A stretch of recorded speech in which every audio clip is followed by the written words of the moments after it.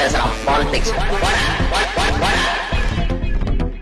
2021 திமுக ஆட்சிக்கு வந்த பிறகு நிறைவேற்றிய பல்வேறு சட்ட மசோதாக்களை கிடப்பில் போட்டு வைப்பதை மட்டுமே ஒரே வேலையாக வைத்திருந்த ஆளுநர் ரவிக்கு எதிராக மிக நீண்ட சட்ட போராட்டம் நடத்தி இன்றைக்கு ஒரு 10 மசோதாக்களுக்கு உச்சநீதிமன்றம் தன்னுடைய சிறப்புரிமையின் அடிப்படையில் அந்த மசோதாக்களை பாஸ் செய்திருக்கிறது. ஒரு அரசாங்கம் தேர்தலில் வாக்குறுதி கொடுப்பது என்பது தன் கொள்கை ரீதியாக வாக்குறுதிகளை கொடுக்கும். அந்த வாக்குறுதிகளை நிறைவேற்றணும்னா அதற்கேற்றபடி சட்டங்களை போடணும். இந்த சட்டங்களை நீங்க போட்டீங்கன்னாலும் நான் அதை தலகாணி கடியில போட்டு படுத்துக்குவேன்னா அதனுடைய பொருள் என்னன்னா, நீங்க கொடுத்த எந்த வாக்குறுதியையும் நீங்கள் நிறைவேற்ற முடியாது. நீங்கள் கொள்கை ரீதியாக உங்களுக்கு கிடைத்த இந்த 5 ஆண்டு கால ஆட்சியை நீங்கள் நடத்த முடியாமல் நான் பார்த்து கொள்வேன். அதுக்கு எனக்கு இம்யூனிட்டி இருக்கு. நான் எதுக்கும் பதில் சொல்ல வேண்டிய அவசியம் கிடையாது. இந்த அரசாங்கமே என் பெயரில் தான் நடக்கிறது.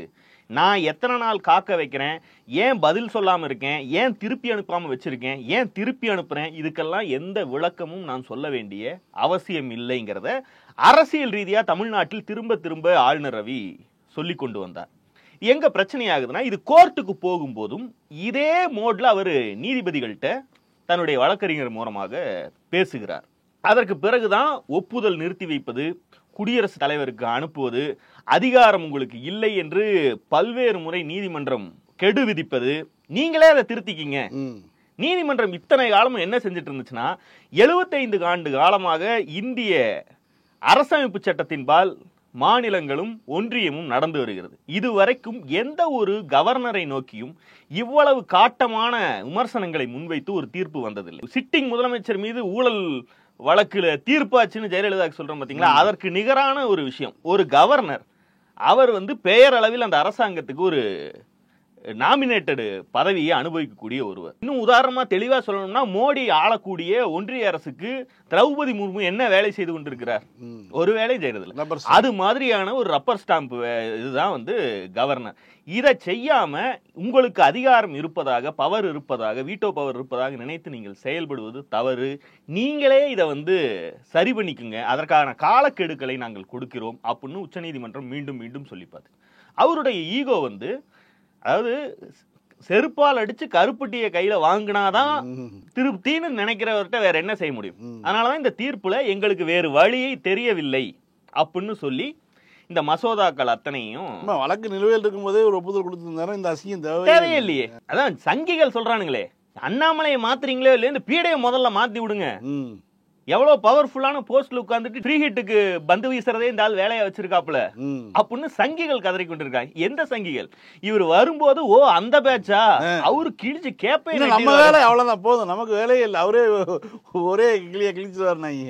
அப்படிப்பட்ட ஆர்.என். ரவியை இன்றைக்கு அதே சங்கிகள் முதல்ல இதை மாத்தி விடுங்கப்பா, பூனையை மடியில கட்டிட்டு திரியற மாதிரி இருக்கு அப்படின்னு சொல்லக்கூடிய நிலைமைக்கு அவரே தான் இழுத்து விட்டார். 1 மாதத்தில் முடிவெடுங்கள்னு சொன்னாங்க, தன்னிச்சையாக நீங்கள் செயல்படக்கூடாதுன்னு சொன்னாங்க, அரசு செயல்படுவதற்கு நீங்கள் தடையாக இருக்கக்கூடாதுன்னு சொன்னாங்க, சட்டத்தின்படி மட்டுமே செயல்பட வேண்டும்னாங்க, ஆளுநருடைய செயல்பாடுகள் சட்டவிரோதம்னு சொன்னாங்க, ஆட்சேபனை இருந்தால் 3 மாதம் கெடு விதிக்கிறோம், அதுக்குள்ள முடிச்சுக்குங்கன்னு சொன்னாங்க, மாநில அரசு சொல்வதை பின்பற்றுங்கன்னு சொல்லி எதையுமே அவர் கேட்பதாக இல்லை. கடைசி வரைக்கும் நீங்க செய்யறப்ப செய்யுங்க, நான் ஒரு முடிவு எடுத்துட்டேன். அந்த வரட்டுத்தனமான ஒரு போலீஸ் அதிகாரி மாதிரியே அவர் கவர்னராகவும் இருந்து ட்ரை பண்ணி பார்த்தாரு. கடைசியில் வேறு வழி இல்லைன்னு சொல்லி ஒப்புதல் அளிக்கிறோம் அப்படின்னு முடிச்சு விட்டுருச்சு. இன்றைக்கு ஆளுநருக்கு பதில் முதலமைச்சரே பல்கலைக்கழக வேந்தர்களாக்குவதற்கான பல்வேறு பல்கலைக்கழகங்களுக்கு அவரே வேந்தர், மற்றவற்றுக்கு அவர் நியமிக்கக்கூடிய நபர் வேந்தராக இருப்பார். இனி பல்கலைக்கழகங்கள்ல போய் சொற்பொழிவு, ஆன்மீக சொற்பொழிவு எல்லாம் ஆட்டிட்டு இருந்தார் இல்லையா? அதே மாதிரி யூஜிசியை உள்ள கொண்டு சேர்த்து உள்ள நுழைச்சிட முடியாது. இது போன்ற இந்த குசும்பு, எந்த குசும்பும் பண்ண முடியாது. சமஸ்கிருத குசும்புகள், ஆமா, இந்துத்துவ குசும்புகள், தமிழ் வரலாற்றை மாற்றி எழுதக்கூடிய, திருகு வேலை செய்யக்கூடிய குசும்புகள், வள்ளலாரை திருவள்ளுவரை நோண்டி அவர்களுக்கு காவிச்சாயம் பூசக்கூடிய வேலைகள், இது எதுவும் செய்ய முடியாது. செய்வதாக என்றால் உங்கள் மாளிகைக்குள்ளேயே உட்கார்ந்து, அது ஒரு வனாந்திரம் மாதிரி தான் இருக்கு, குரங்கெல்லாம் நிறைய சுத்தும், கூப்பிட்டு உட்கார வச்சுட்டு சொற்பொழிவெல்லாம் ஆற்றலாம்ங்கிற அளவுக்கு இதை முடித்து வைத்திருக்கிறார்கள். இன்னும் சொல்ல போனால் இந்த இடைப்பட்ட காலத்தில், இன்னும் திமுக ஆட்சிக்கு வந்தது மட்டுமல்ல, அதற்கு முன்பு சூரப்பா காலத்தில் இருந்தே பல்வேறு பல்கலைக்கழகங்களில் சங்கிகள் ஊடுருவி அவர்கள் செய்திருக்கக்கூடிய வேலைகள் எல்லாம் உடனடியாக தமிழ்நாடு அரசு இந்த தீர்ப்பு வந்த உடனேயே களை எடுக்க வேண்டிய வேலையில் ஈடுபட வேண்டிய தேவை இருக்கிறது. இறுதியாக அவர்கள் சொல்லும் போது, நீங்கள் இதில் முடிவெடுக்காவிட்டால், அதாவது பிரதிவாதி ஆஜராகவில்லை கருதி நாங்களே தீர்ப்பளிப்போம், அந்த மாதிரி தீர்ப்பளிப்போம்னு சொல்லியும் அவர் ஏற்றுக்கொள்ளவில்லை. அதற்கு திருந்தவில்லை, மனம் வருந்தவில்லை. கடைசியில இப்படி ஒரு தீர்ப்பு வந்து விழுந்திருக்கிறது. ரம்மி ரவிக்கு மானரோசம் இருந்தால் அவரே பொட்டியை கட்ட வேண்டும் என்று அரசியல் தரப்பில் இருக்கக்கூடிய பல்வேறு ஆட்கள், பாஜக முதற்கொண்டு எல்லாரும் சொல்ல தொடங்கிட்டாங்க. இது என்னன்னா, இன்னொன்னு இருக்கு, இதே மாதிரிதான் நீட்டையும் கொண்டு போய் நிறுத்தி வச்சிருக்காங்க. கவர்னருடைய செயல்பாடுகள் என்னென்ன இருக்கிறதோ அதே அளவுதான் குடியரசுத் தலைவரும் அவராக நிறுத்தி வைப்பதற்கு சட்டத்தில் இடம் இல்லை.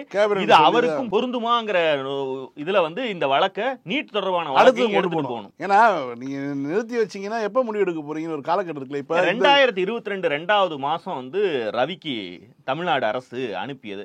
அத 4ஆம் தேதி 5வது மாசம் 2022வது வருஷம் பிரசிடென்ட்டுக்கு ரவி அனுப்பினார். அந்த மசோதாவை பிரசிடென்ட் வித்ஹெல்டுன்னு சொல்லி வச்சிருக்காங்க. அதுவும் இதே மாதிரியான ஒரு கதையாகத்தான் முடியும். இந்த தீர்ப்பு அதிலும் பொருந்துமா? நியாயத்துக்கு பொருந்தணும். இல்லை, ரெண்டு பேத்துக்கும் ஒரே அதிகாரம் தான். கவர்னருக்கும் ஜனாதிபதிக்கும் வந்து இருவருக்குமே சமமான அதிகாரங்கள் தான். அவங்க வெவ்வேறு தரப்பில் இருந்தாலுமே அவங்க மேலே எஃப்ஐஆர் போட முடியாது, அவங்க வந்து குற்ற நடவடிக்கையாக எதுனாலும் விமர்சனம் பண்ண முடியாது. அந்த மாதிரியான இந்த உரிமைகள்லாம் இருக்குது பார்த்தீங்களா, அது எல்லாமே ரெண்டு பேத்துக்கும் ஈக்குவலாக தான் இருக்குது. ஆனால் இந்த தீர்ப்பில் ரொம்ப முக்கியமான விஷயம் காலக்கெடு வச்சது. 30 நாட்களுக்கு முதல் 90 நாட்களுக்குள் நீங்கள் முடிவெடுக்கணும்னு சொல்லியிருக்காங்கல்ல, அது கவர்னருக்கு பொருந்தது இல்லை. இப்போ தீர்ப்பு வந்திருக்குல்ல, அப்போ அது ஜனாதிபதிக்கும் பொருந்துமா அப்படிங்கிறத தான் நம்ம வந்து அடுத்து போய் கேட்க வேண்டிய கேள்வி. அரசியலுக்கும் அதிகாரத்துக்குமான தொடர்பு புள்ளி இந்த வழக்கு. அதிகாரம் என்பது அரசியல் செய்வதற்கு தேவையே கிடையாது. இன்னும் சொல்ல போனால், அதிகாரம் இல்லாமல் இருக்கும்போதுதான் மிக தீவிரமான அரசியல் நிலைப்பாடுகள் எல்லாம் ஒரு கட்சி இயக்கம் எடுக்க முடியும். ஒரு அடக்குமுறை நடக்கிறது என்றால் அந்த அடக்குமுறையை எதிர்ப்பதுதான் அரசியல். அந்த அரசியலுடைய பலன்தான் மக்கள்கிட்ட நம்பிக்கையை பெறுவது. அந்த நம்பிக்கையை பெறுவதுடைய ஒரு பலன்தான் ஆட்சி அதிகாரம் அப்படிங்கிறது.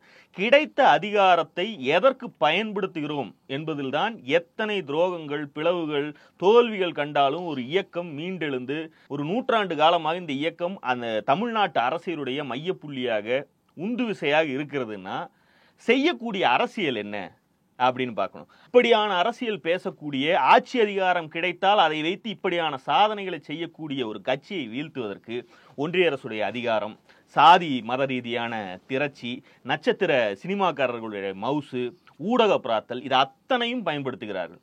ஆனால் திமுகவை இன்றைக்கு வீழ்த்த முடிவதில்லை. இல்லைங்க, இதுல வந்து ரொம்ப இதானது என்னன்னா, திமுகவினுடைய இந்த டேர்ம் ஆட்சி இருக்குல்ல, எம்கேஎஸ் வந்ததுக்கு பிறகுமான ஆட்சியில தான் ஊரறிந்து வந்து அவர்கள் வந்து பழிவாங்கப்படுகிறது. தமிழ்நாடு அரசு வந்து எல்லோருக்குமே தெரிந்தே பழிவாங்கப்படக்கூடிய சம்பவங்கள் தொடர்ந்து ஒரு 100 சம்பவம், பச்சைப்படுகொலை மாதிரி வந்து 100 சம்பவம் சொல்லலாம். தெரிந்தே வந்து தமிழ்நாடு பழிவாங்கப்பட்டுச்சு.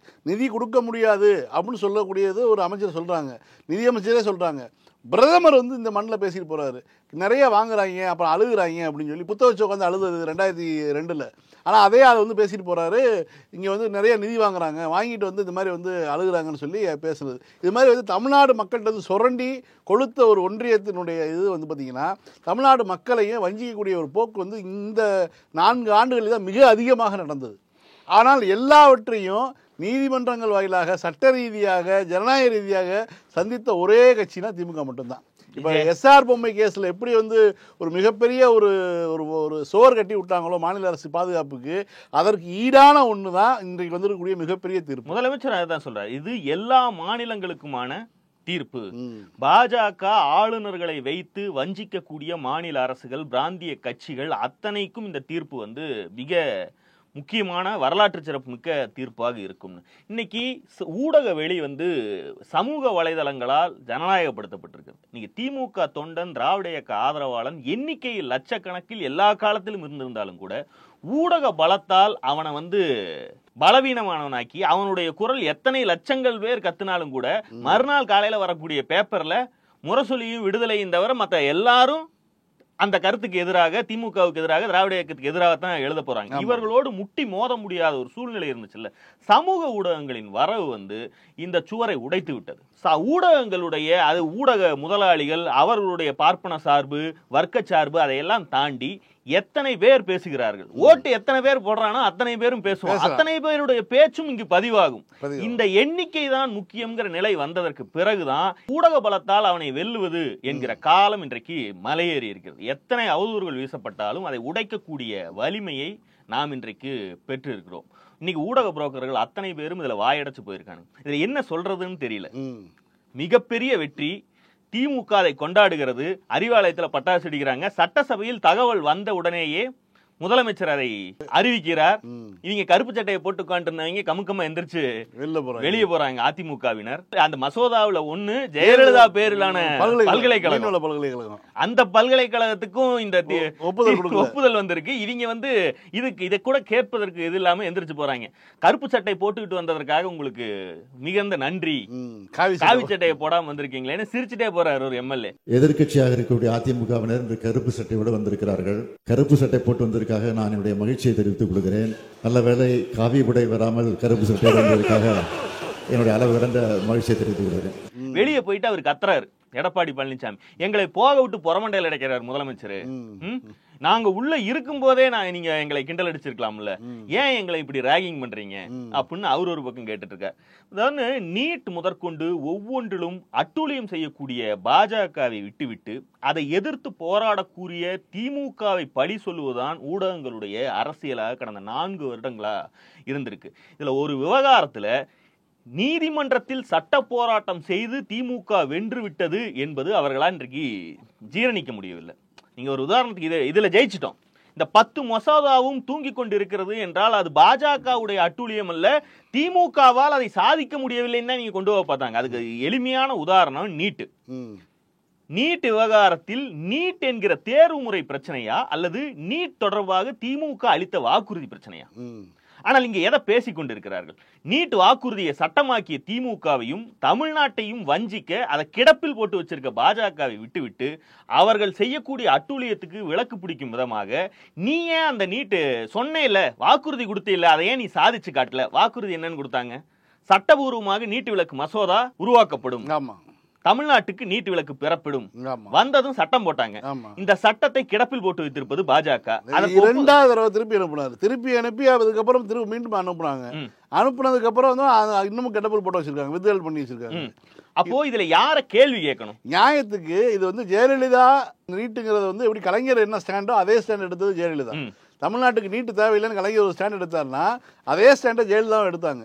ஜெயலலிதா இருக்கும் வரைக்கும் நீட்டு வரல. ஜெயலலிதா கொண்டு போய் ஆஸ்பத்திரி அட்மிஷன் போட்டு நீட்டுக்கு கையெழுத்து போட்டவங்க தான் இவங்க.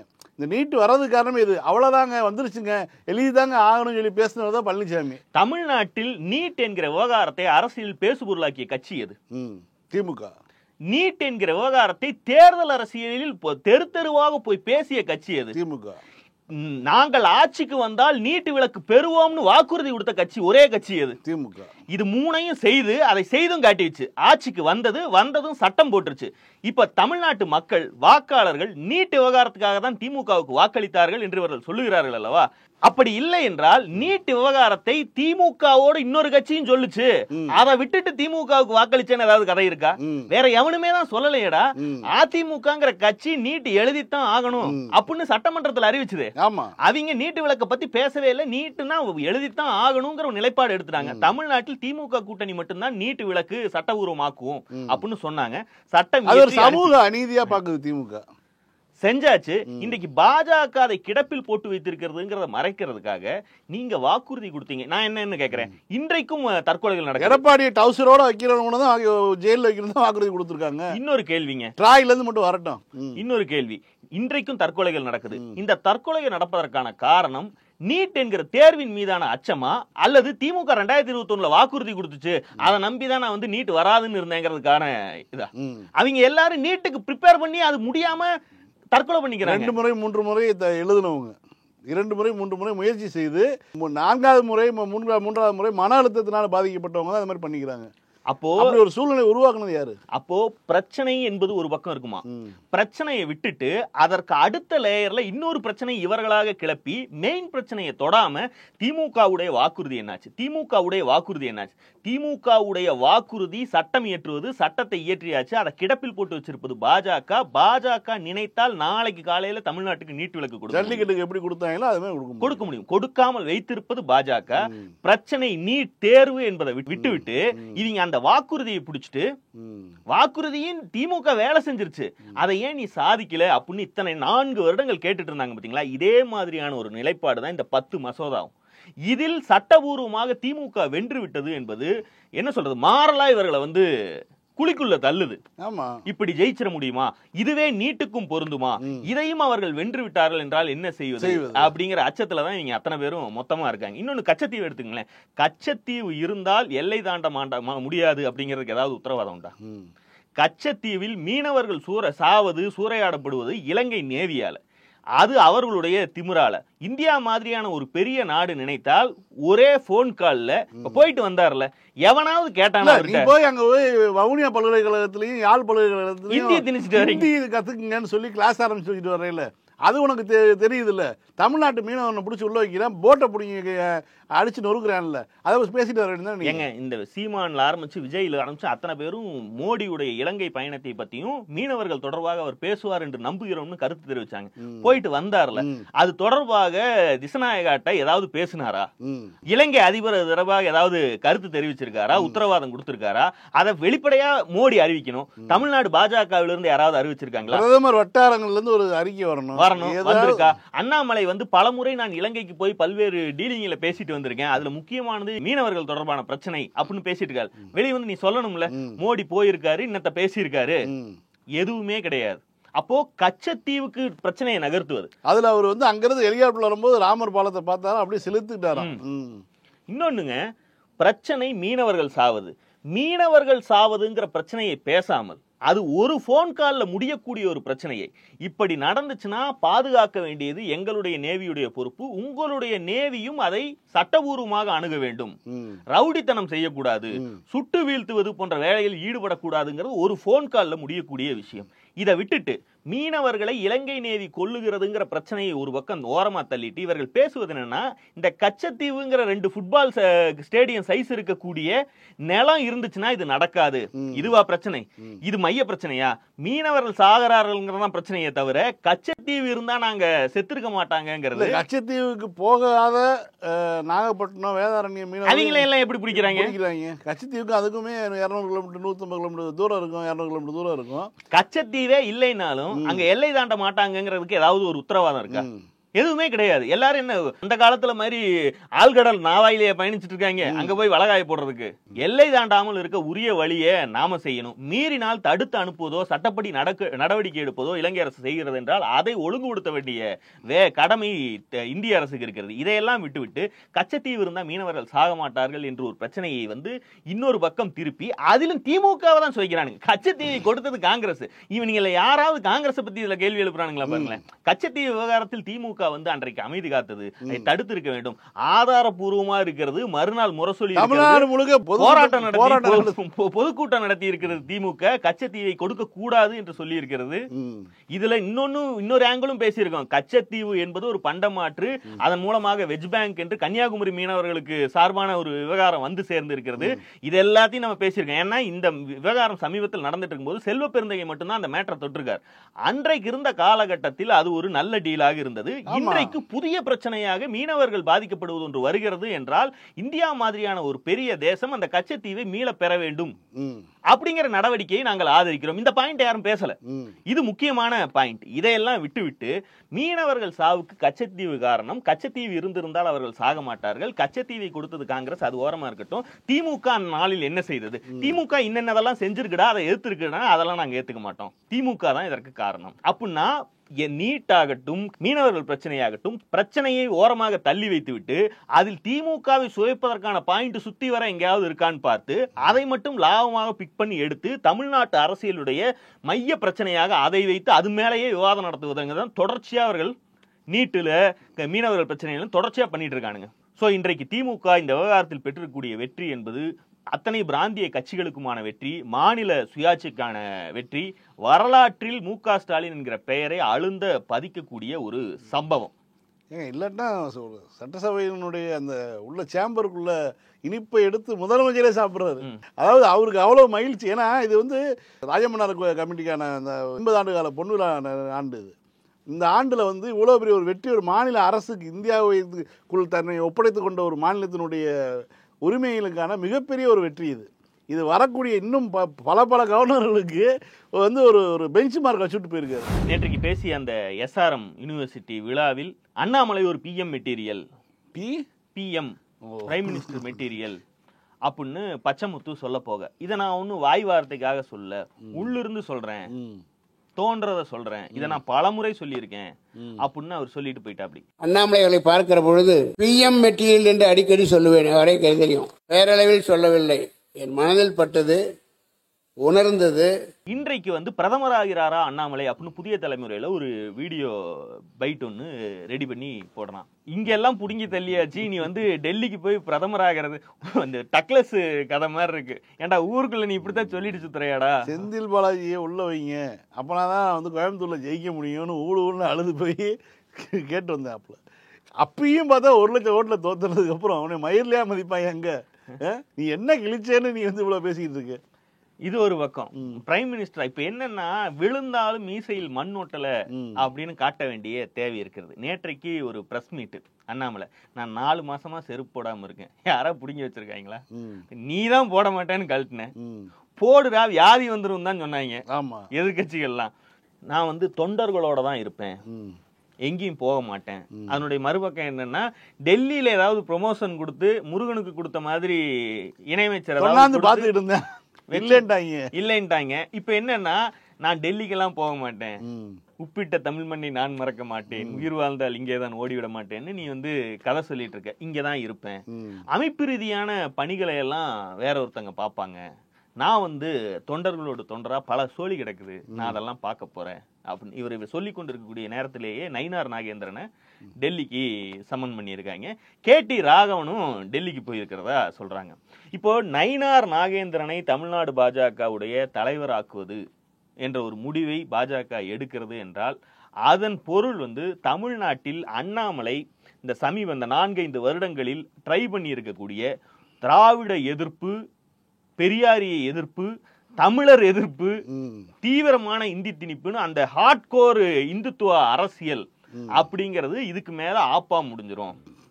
இதை இவர்கள் தொடங்கிய காலத்தில் முழு மெஜாரிட்டியோடு ஒன்றியத்தில் ஆட்சியில் இருந்தார்கள். இந்த 2024 தேர்தலுக்கு பிறகு எல்லா சினாரியாவும் கொஞ்சம் மாறுது. அவர்கள் எதிர்பார்க்காத இடங்களில் எல்லாம் ஆப்புழுச்சு. உத்தரப்பிரதேசத்திலேயே எண்ணிக்கை குறைந்தது.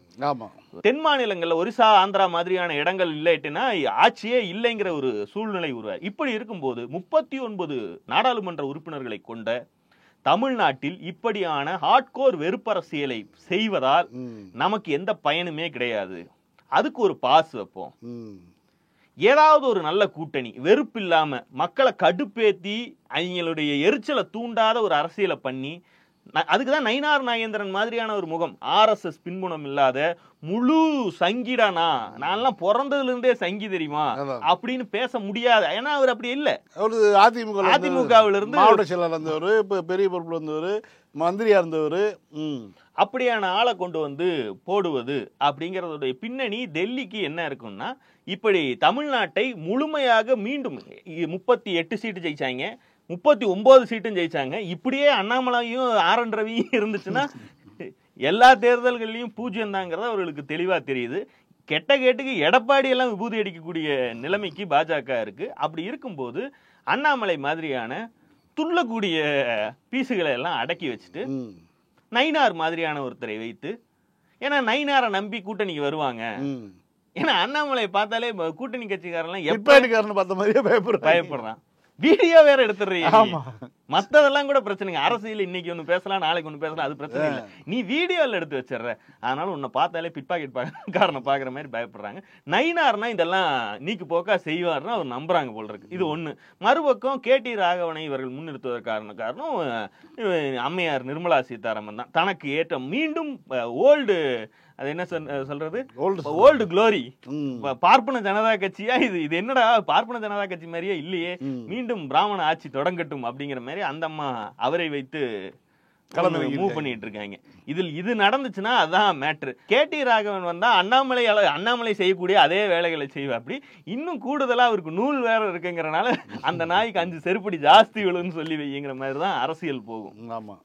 இன்னொன்னு நேற்று சொல்லக்கூடிய இன்னொரு விஷயமும் கவனிக்கத்தக்க ஒன்று என்னன்னா, கட்சியை பார்த்தோ கொள்கையை பார்த்தோ சித்தாந்தத்தை பார்த்தோ நான் பிஜேபிக்கு வரலைங்கண்ணே. நீங்க பாத்துக்கிட்டீங்களான்னா, நான் இந்த கொள்கை கட்சியெல்லாம் பார்த்து வரலைங்கண்ணா, வேற எதரா பாத்துட்டு வந்துடுறேன். மோடி இருக்காரு இல்லைங்கண்ணா, இருக்காரு, அவர் அப்படியே பார்த்தங்க, பார்த்துட்டே வந்துட்டேன். அவருக்காக ஒரு படத்துல பாத்ரூம்ல பாம்பை பாத்தியா, ஆனந்தராஜ பாப்பா, பேய பாத்தியா இல்ல, பிசாச பாத்தியா இல்ல, பாம்பை பாத்தியான்னா தலையை சுத்தியா. அது மாதிரி நான் மோடியை பார்த்துதான் நான் வந்தேன். அவர் கிணத்துல குதிக்க சொன்னா குதிச்சிருவேன். உங்க கட்சியில தான் நிறைய கிணறு இருக்கேடா, நல்லதா பார்த்து கல்ல கட்டிட்டு குதிக்க வேண்டியதானே. நரேந்திர மோடி ஐயாவுக்காக அரசியலுக்கு வந்தவன் நான். அவர் கிணத்துல குதினால் குதிக்கிற ஆள் நான் ஒரு கட்சியை பார்த்தோ ஒரு சித்தாந்தத்தை பார்த்தோ அரசியலுக்கு வரலைங்க. அது எல்லோருக்குமே தெரியும். நரேந்திர மோடி என்கின்ற ஒற்றை மனிதனுக்காக அரசியல் களத்துல நான் இருக்கிறேன். கிணத்துல குதிக்க சொன்னா கூட குதிப்பேன். அப்ப இதுக்குள்ள என்ன இருக்குன்னா, கிணத்துக்குள்ள இல்ல, இந்த ஸ்டேட்மெண்ட்டுக்குள்ள அவர்தான் என்னுடைய கடைசி நம்பிக்கை. நிர்மலா சீதாராமனோ மற்றவர்கள் அத்தனை பேரும் எல்லாரும் கைவிட்டாங்க. மோடியை பார்த்துதான் நான் வந்தேன், அவர் தான் என்ன கதிமோச்சம் தரணும் அப்படிங்கிறது ஒரு சிக்னல். இன்னொரு பக்கம் ஆடுடைய பதவி பறிப்புக்கு மிக முக்கியமான காரணம் தமிழ்நாடு ஆடு அடித்திருக்கக்கூடிய கொள்ளை, அது பாதுகாக்கக்கூடிய ஆட்கள். இது குறித்து டெல்லி தலைமைக்கு இங்க இருக்கக்கூடிய நூலிபான் லாபி ஆதாரபூர்வமாக அனுப்பி இருக்கக்கூடிய ஓலைகள். அதாவது ஆடு கொள்ளையடிக்கிறதுல யாருக்கு எந்த பிரச்சனையும் கிடையாது. பாஜகவுக்கு மாநில தலைவரா போட்டா அடிப்பாங்கிறது எல்லாத்துக்கும் தெரியும் தான். ஆனா கேங் ஒன்னை உருவாக்கி நூலிபான்ஸை ஓரம் அடிச்சு சைடு அடிச்சு விட்டது இருக்கு பாத்தீங்களா, இது அவர்களுக்கு கடுப்பு. ஆனா டெல்லி தலைமையில போய் எங்களை வாழ எல்லாம் தள்ளி வச்சுட்டான்னு சொன்னா அது அங்க செல்லுபடி ஆகாது. அவங்களே அதெல்லாம் பாத்துருக்காங்க. அதனால அவங்க கிட்ட போய் சொல்லும் போது, உங்களுக்கு தெரியுமா இதெல்லாம், உங்ககிட்ட சொல்லிட்டா இதெல்லாம் அடிச்சாரு, இத்தனை அடிச்சு வச்சிருக்காரு, தமிழ்நாட்டுல எல்லா மாவட்டத்திலயும் சொத்து சேர்த்து வச்சிருக்காருன்னு போய் சொல்லும் போது அதுல 1-2 தெரிஞ்சிருக்கும், பலது தெரிஞ்சிருக்காது. இப்ப இப்படி ஒரு புகார் வரும்போது அவர்களுக்கு இது என்னடா குடைச்சலா போச்சு, ஓஹோ இவ்வளவு பெர்ஃபார்மன்ஸ் பண்ண மாட்டேங்கிறான், தேர்தல்லாம் தோத்துட்டு தான் நிக்கிறான். அப்போ இதற்கு ஒரு நடவடிக்கை அப்படிங்க. இப்ப நீங்க சமீபத்துல பாத்தீங்கன்னா எல்லாம் கண்டுட்டு ஓடுறாங்க பாருங்க. ஆடு போகுதுன்னு நம்ம எதிர்பார்க்காத இடத்துல இருக்கக்கூடிய ஊடக ஆட்கள் எல்லாம் கடையை காலி பண்ணிட்டு கொஞ்ச நாளைக்கு நாங்க லீவ்ல போறோம், வெக்கேஷன்ல போறோம் அப்படின்ட்டு கிளம்புவதெல்லாம் மெயின் ஆஃப் பண்ணிட்டாங்க. இனி சப்ளை வராது அப்படிங்கறத அதனுடைய டாக்டர் ஊரிலே பூட்டை ஆட்டாதீர்கள். இதெல்லாம் கொடுக்கக்கூடிய அழுத்தம் தான் ஆடுக்கு நமக்கு இப்பதான் 40 நெருங்க போகுது, இன்னும் 20 வருஷம் நமக்கு ஆக்டிவான அரசியல் வாழ்க்கை இருக்கிறது. இப்படி டம்மியாகவோ அல்லது மீண்டும் இந்த மாதிரியான நூலிபான்ஸ்களுக்கு கையாளாகவோ அடியாளாகவோ தமிழ்நாட்டில் ஒரு அல்லக்கை அரசியலை செய்வது அப்படிங்கிறது ரொம்ப சங்கடம். அதுக்கு பதிலாக வலதுசாரி நிலைப்பாட்டிலேயே பாஜக ஆதரவு, மோடி ஆதரவு நிலைப்பாட்டிலேயே ஒரு மேற்கு மாவட்டங்கள் அளவில் மட்டும் ஒரு கட்சியை உருவாக்கி சாதி ரீதியா ஒன்னு திரட்டி இருக்கக்கூடிய காசையும் செட்டில் பண்ண மாதிரி இருக்கும், ரெகுலரா அரசியல் இருந்த மாதிரி இருக்கும். ஏன்னா இப்ப பிஜேபி NDA கூட்டணி என்பதே தமிழ்நாட்டுல ஒரு இடம் காலியா இருக்கு, அந்த இடத்துக்கு சரியா இருக்கும். ஒரே கட்சியை 4-3 உடைச்சு அவன் ஜாதி எங்க இருக்குதோ அந்த ஏரியால மட்டும் ஓட்டு வாங்குற ஆட்களே தான் இப்ப அதிமுக 4 பொளந்து ஒவ்வொருத்தரும் ஒவ்வொரு ஏரியால எங்களுக்கு பலம் இருக்கிறது, பலாப்பழம் இருக்குதுன்னு சுத்துறாங்க. இது மாதிரி நாம ஏன் பாஜகலயே ஒண்ணு பிரிச்சு கொண்டு போய் கொங்கு மண்டலத்துக்கு மட்டும், கரூர் கொங்கு மண்டலம், கரூர்ல இருந்து கோயம்புத்தூர் வரைக்கும் ஏன் நம்ம ஒரு கட்சியை ஆரம்பிச்சு நடத்தக்கூடாது அப்படிங்கிறதுக்கு தான் இந்த சிக்னல். எனக்கு கட்சி சித்தாந்தம்லாம் முக்கியம் இல்லை, அது பார்த்து நான் வரல, எனக்கு அது என்னன்னு தெரியாது, நான் மோடியை பார்த்து மட்டும்தான் வந்தேன், நம்ம போக்க ஸ்மூதா தான் அப்படின்னு சொல்லுவதற்கான காரணம் என்னன்னா இப்படி ஒரு பிளான் இருக்குது. இல்லாட்டினா அந்த ஆர்மிங்கிறாங்க எல்லாம், அண்ணாமலை ஆர்மி, அவங்க நீங்க தனி கட்சி ஆரம்பிங்க. இந்த முதல்வன் படத்துல தலைவா தமிழ்நாட்டத்து என்ன மாதிரியே கிடக்கிற தமிழ்நாட்டு லெட்டர் போடுறாங்களா, ஸ்பீட் போஸ்ட் தலைமைக்கு பாஜக தலைமைக்கு அண்ணாமலையை மாத்தாதீங்கன்னு. நாளைக்கு மாத்த போறாங்க, நாளை கழிச்சு. நீங்க இங்க இருந்து லெட்டர் போட்டு என்னைக்கு போய் லெட்டர்ல ஆமா அவர் பிரிச்சு படிப்பாரு வீடியோ போட்டுட்டு இருக்காங்க குரூப்ல. அந்த குரூப் பேரை பாத்தீங்களா? போன வாரம் வரைக்கும் பிஜேபி ஹார்டு கோர் பிஜேபின்னு வச்சிருந்தாங்க, பிஜேபி மெம்பர்ஸ் வச்சிருந்தாங்க. இன்னைக்கு அப்படியே மாத்திட்டாங்க. அதான் இப்போ வந்து பேரே மாத்திட்டு அண்ணாமலை ஒன்லி லீடர்னு மாத்திட்டாங்க. அதுக்குள்ள பயங்கர டிஸ்கஷன் ஓடிட்டு இருக்கு. 5000 பேர் உட்காந்துக்கிட்டு இது வரைக்கும் வந்து யாருமே வந்து எந்த ஒரு மாநில தலைவருக்கு இவ்வளோ பெரிய அதிர்ச்சி பாஜக சந்தித்ததில்லை. சிபி ராதாகிருஷ்ணன்லாம் மாத்தினா வந்து வெளியிலே தெரியாது, இப்படிலாம் நடந்துச்சு. ஆனால் வந்து அண்ணாமலைக்கு தான் இவ்வளோ பெரிய இதெல்லாம் இருக்கு. இதெல்லாம் இன்னைக்கு வந்து தேசிய தலைமை புரிய போகுதோ, அதனால நம்ம எல்லாரும் லெட்டர் அனுப்புவோம், வாங்க வாங்க வாங்கங்கிறாங்க. சீக்கிரம் புரிஞ்சுக்குவாங்க. ஸ்ரீராம ஜெயம் ஒரு 2000 எழுதுங்க, அண்ணாமலை ஆயிரம் திரும்ப. மீண்டும் சந்திப்போம். லைக் பண்ணுங்க, ஷேர் பண்ணுங்க, சப்ஸ்கிரைப் பண்ணுங்க, கமெண்ட் பண்ணுங்க. பாலிடிக்ஸ் பேசுறோம்.